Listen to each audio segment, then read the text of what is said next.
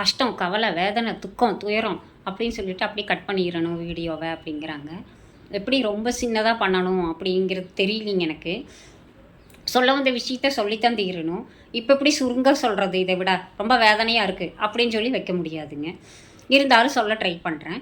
70% of the workers வந்து எல்லா ஃபேர்ம்லேயும் work பண்ணுறவங்க டிஸாட்டிஸ்ஃபைடாக தான் ஒர்க் பண்ணுறாங்கன்னு ஒரு சர்வே ரிசல்ட் வந்திருக்கு. அதுக்கு ரீசன் வந்து பணியிடம் மோசமாக அமைவது முரட்டுத்தனமான நிர்வாகம் அப்படின்னு சொல்லியிருக்காங்க. இந்த முரட்டுத்தனமான நிர்வாகம்ங்கிறது எனக்கு 3 தடவையுமே அமைஞ்சு போச்சுங்க.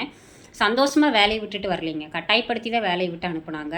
உடம்பு சரியில்லைன்னா வேலையை விட்டு நின்றுக்கணும், வீட்டில் ஏதாவது பிரச்சனைனா வேலையை விட்டு நின்றுக்கணும், லேட்டாக போக முடியாட்டி சாயங்காலம் வேலையை விட்டு நின்றுக்கணும். இப்படி தான் இருக்குது. அந்த முரட்டுத்தனமான வார்த்தைகள், என்ன கிழிச்சிங்க நீங்கள் இது வரைக்கும், அந்த மாதிரி வார்த்தைகள் எல்லாம் ரொம்ப இப்போ வரைக்கும் ரிப்பீட்டடாக இருக்குங்க. பிள்ளைக்கு உடம்பு சரியில்லைன்னா வீட்டிலேருந்து பிள்ளை பார்க்க வேண்டியது தானே அப்படிங்கிறது, எதுக்கு வேலைக்கு வர அப்படிங்கிறது எல்லாமே இருக்குங்க. இதை கொஞ்சம் சரி பண்ண சத்யநாதல்லா வந்து ட்ரை பண்ணியிருக்காரு அப்படின்னு போட்டிருக்குங்க. ஒரு ஆர்டிக்கிளில் படித்தேன். என்னோடய கஷ்டத்தையும் உங்கள்கிட்ட ஷேர் பண்ணிக்கலாம் அப்படின்னுங்க. எவ்வளவு தான் நம்ம ட்ரை பண்ணாலும் ஃபீவர் வந்துருச்சு அப்படின்னா டோலோ 650 போட்டு வர சொல்கிறாங்க. பல்லு வலி அப்படின்னா போய் ரூட் கேனல் இப்போவே பண்ணிக்கிட்டு வந்துரு அப்படிங்கிறாங்க. அவங்களே டாக்டரா மாதிரி சொல்யூஷன்லாம் சொல்கிறாங்க ஹெட்டு. என்ன பண்ணுறதுன்னு தெரியலைங்க. நான் சாதா ஸ்டாஃபாகவும் இருந்திருக்கேன், ஹெச்ஓடியாகவும் இருந்திருக்கேன்.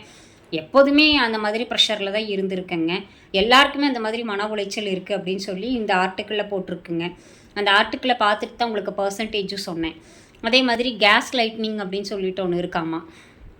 நம்மளே குறைச்சி மதிப்பிடுற மாதிரியே நம்மளை எல்லாம் ஃபீல் பண்ண வைக்கிறதெல்லாம் இருக்குங்களாம்மா. என்னமோ போய்த்தான் தீர வேண்டிய நிலைமையில வேலைக்கு போய் தான் தீரணுங்க. இல்லாட்டி அந்த மானிட்டரி பெனிஃபிட்ஸ் ரொம்ப கம்மியாகுது. அட்ஜஸ்ட் பண்ணிப்போனால் எவ்வளோ அட்ஜஸ்ட் பண்ணுறதுன்னு தெரியலிங்க.